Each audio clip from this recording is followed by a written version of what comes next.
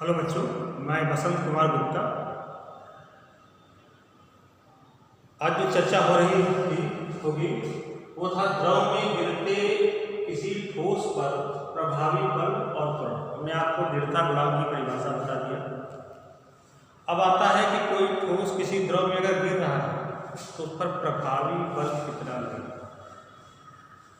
देखिए, मैंने आपको किया था, बताया था कि जब द्रव दाब में मैंने समझाया था कि जब भी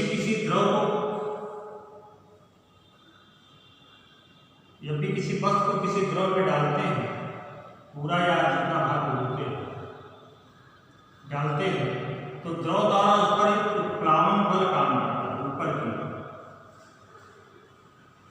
इसे उत्क्षेप बल कहते हैं। इसी कारण वस्तुएं द्रव में हल्की प्रतीत होती है। और उत्क्षेप बल या उत्प्लावन बल क्या होता है? उत्क्षेप बल या उत्प्लावन बल मतलब होता है वस्तु द्वारा हटाए गए द्रव का भार, हटाए गए द्रव का भार। वस्तु द्रव में जितना द्रव स्थापित करता है उसी के भार के बराबर उत्प्लावन बल या उत्क्षेप बल ऊपर की ओर लगता है। अगर वस्तु का जुम्बा आयतन नहीं मान लें और वस्तु का घनत्व हम रो मान लें या सिग्मा मान, रो ही रो ना मान के सिग्मा मान, तो वस्तु का जुम्बा आयतन, वस्तु का कुल आयतन कितना है? V। वस्तु का कुल आयतन कितना है? V। तो द्रव में जो पूरा डूबा हुआ है तो कितना द्रव स्थापित करेगा, यानी विस्थापित द्रव का आयतन कितना हो जाएगा? V।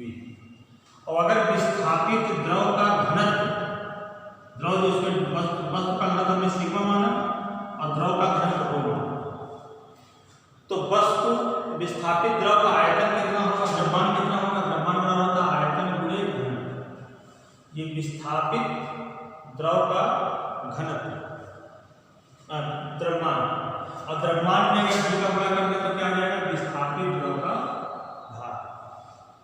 तो हो जाएगा वस्तु द्वारा हटाए गए द्रव का भार क्या होगा? V, जहाँ v क्या है? वस्तु का डूबा आयतन, रो द्रव का घनत्व और g क्या है?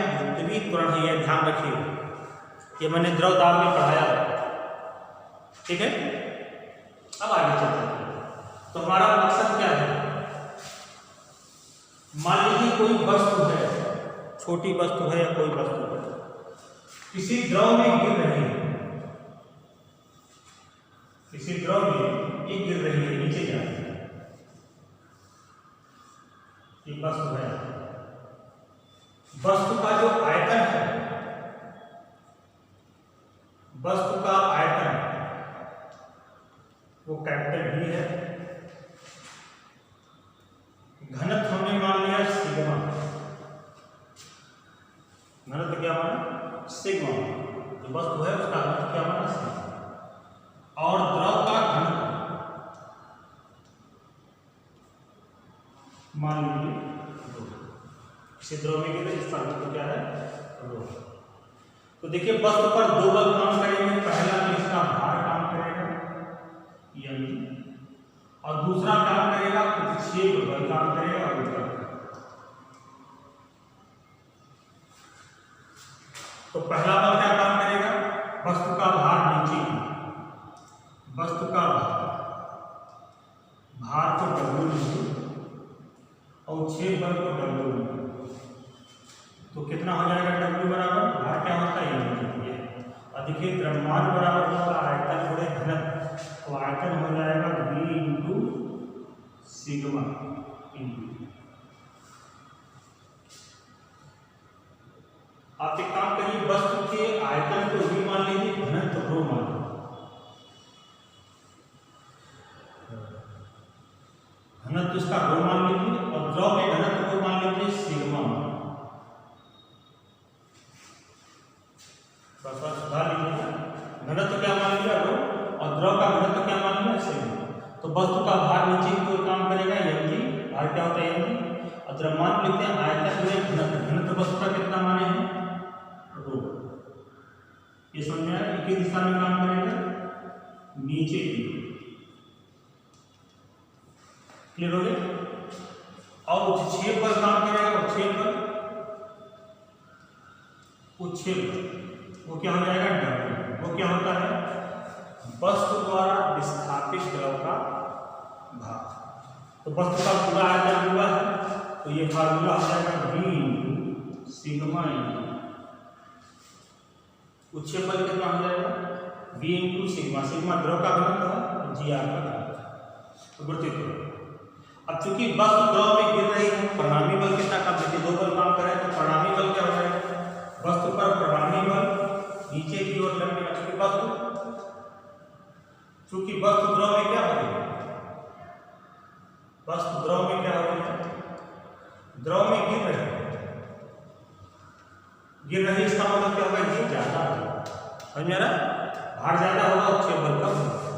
तो चूंकि वस्तु द्रव में गिर रही है, तो वस्तु पर लगने वाला प्रभावी बल,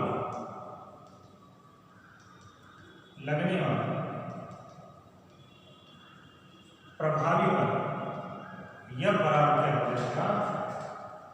इसमें से इसको घटा दीजिए, इसका मान कितना आया था? V इंटू रो इंटू जी और माइनस इसका मान क्या था? V into sigma. कुछ कॉमन है, क्या कॉमन है? V कॉमन है, G कॉमन है, तो क्या बचेगा? Rho minus sigma. ये अगर कोई वस्तु किसी द्रव में गिर रही है, ध्यान रखिएगा, तैर नहीं रही, गिर रही है, जैसे मान लीजिए डेस्टर ही है, द्रव में डाल देंगे तो नीचे चला जाएगा, उस समय की स्थिति है, उस पर लगने वाला प्रभावी बल या बराबर क्या हो जाएगा? V ब्रैकेट में रो माइनस सिग्मा इंटू। इतना समझ में आप लोग को आ गया? द्रव में गिरते किसी ठोस पर लगने वाला प्रभावी बल, और जब प्रभावी बल निकल गया तो त्वरण कैसे हो? प्रभावी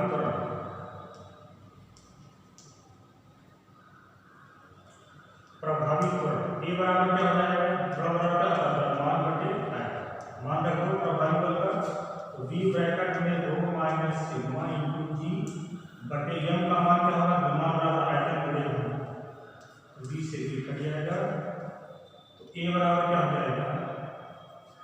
इसको एक साथ कर दो, रो माइनस सिग्मा बटे रो इंटू जी, अलग अलग करेंगे तो ये जगह रो बटे रो 1 हो जाएगा, 1 माइनस सिग्मा अपान रो। ये प्रभावी त्वरण निकालने का व्यंजक है, ये प्रभावी बल निकालने का। इसी प्रभावी बल या त्वरण के कारण वस्तु जब नीचे जाती है किसी द्रव में तो उसका वेग बढ़ता है। क्लियर हो गया?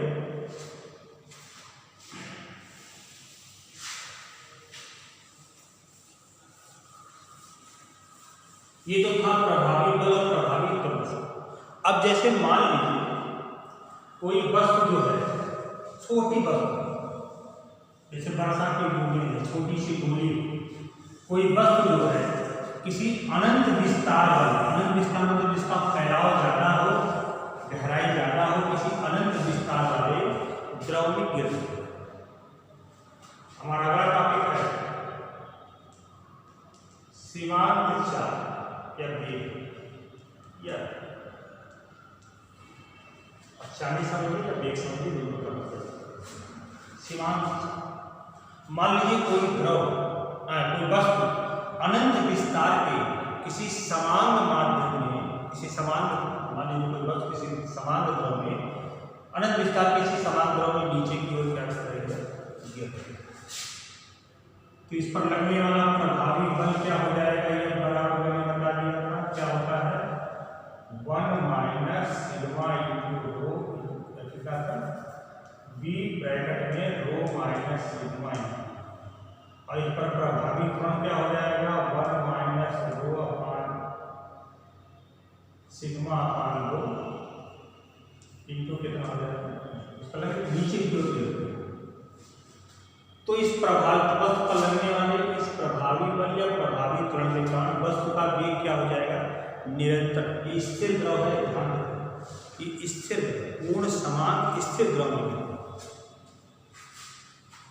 तो इस पर इस लगने वाले प्रभावी बल या त्वरण के कारण इसका वेग निरंतर क्या हो जाएगा, बढ़ता है। हमने बताया था कि द्रव को हम कई परतों से मिलकर बना हुआ मान सकते हैं। तो जैसे जैसे ये नीचे जाएगा उसका वेग निरंतर बढ़ता जाएगा। तो द्रव की जो परत वस्तु के संपर्क में आएगी, उस गिरती वस्तु के संपर्क में आएगी, वो भी वस्तु के वेग से चलने का प्रयास करेगी। यानी अगर यहाँ पर वेग 10 मीटर पर सेकंड है तो इसके संपर्क में आने वाली परत का वेग भी क्या हो जाएगा, 10 मीटर। अब वस्तु मान लीजिए कि वस्तु यहाँ आ गई, तो इसके संपर्क में मान लीजिए यहाँ पर वस्तु का वेग चूंकि बढ़ रहा है तो यहाँ 12 होगा, तो इसके संपर्क में रहने वाली परत का वेग भी क्या हो जाएगा, 12।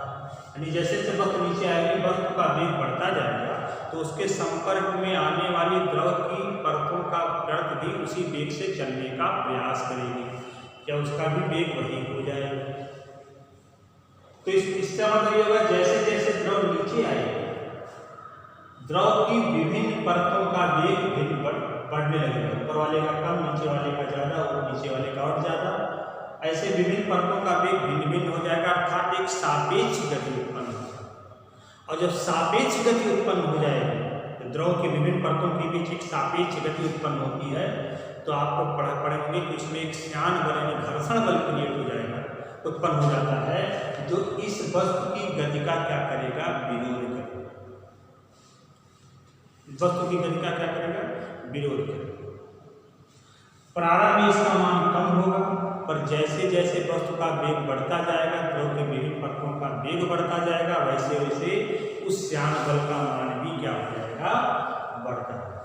एक समय ऐसी स्थिति भी उत्पन्न होगी कि जब श्यान बल उसकी गति का विरोध करेगा, तो गति का विरोध करने का क्या मतलब है, ये नीचे जा रहा है तो श्यान बल क्या काम करेगा, ऊपर की ओर काम करेगा, और ये प्रभावी बल। तो प्रारंभ में इसका मान कम होगा, पर जैसे जैसे वस्तु का वेग नीचे, जैसे जैसे द्रव आती है वस्तु का द्रव की विभिन्न परतों का वेग भी बढ़ता जाएगा, तो श्यान बल का मान भी बढ़ता जाएगा। और एक विशेष स्थिति पर श्यान बल जो होगा उस प्रभावी बल के बराबर हो जाएगा, दोनों बराबर हो जाएंगे। और जब बराबर हो जाएंगे तो इस गोली पर लगने वाला नेट बल, नेट माने परिणामी बल क्या हो जाएगा, परिणामी बल क्या हो जाएगा, शून्य। परिणामी बल कितना हो जाएगा, शून्य हो जाएगा। जब बल शून्य हो जाता है तो त्वरण भी जानते होंगे शून्य हो जाता है, और त्वरण शून्य है तो वेग क्या हो जाएगा, नियत। वस्तु पर लगने वाला परिणामी बल शून्य हो जाएगा, तो वस्तु एक नियत वेग से द्रव में गिरने लगेगी। इस नियत वेग को सीमांत वेग, सीमांत चाल या अंतिम वेग या अंतिम चाल कहते हैं। जब वस्तु एक ही दिशा में चल रही हो, एक रेखीय गति कर रही हो, एक ही डायरेक्शन में मोशन कर रही हो, तो चाल और वेग एक ही शब्द होते हैं। वेग के परिमाण को चाल कहते हैं, आप लोग पढ़ेंगे। तो चूंकि दोनों जब बराबर हो जाएंगे तो परिणामी बल शून्य हो जाएगा, परिणामी बल शून्य होने मतलब त्वरण शून्य होगा, तो शून्य होने मतलब उसका वेग नियत हो जाएगा। वेग नियत होगा तो वस्तु द्रव में एक नियत चाल से नीचे आने लगती है। इस नियत चाल को क्या कहते हैं, सीमांत चाल या सीमांत वेग कहते हैं, अंतिम वेग भी कहते हैं। ठीक है, इसी के संबंध में एक वैज्ञानिक थे स्टोक्स,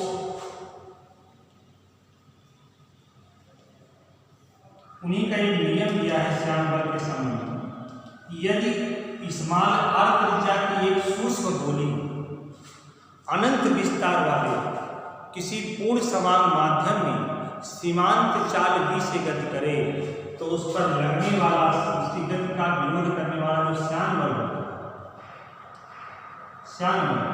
यह बराबर होता है 6 पाई ईटा r इंटू बी। 6 पाई ईटा r इंटू बी, जहाँ ईटा उस द्रव का घनत्व गुणांक उस माध्यम का और त्रिज्या है 20 माध्यम। इसका डेरिवेशन नहीं है, केवल इसका फार्मूला है स्टोक्स के नियम। इसको बोलते हैं स्टोक्स का नियम क्या लिखा जाएगा, पहले आप समान चाल लिखेंगे, उसके बाद स्टोक्स का क्या नियम लिखेंगे। इस नियम के अनुसार यदि समानांतर त्रिज्या की एक सूक्ष्म गोली पूर्ण समान माध्यम में, पूर्ण समान किसी द्रव माध्यम में, तरल माध्यम में सीमांत चाल v से गति करे, तो उसकी गति का विरोध करने वाले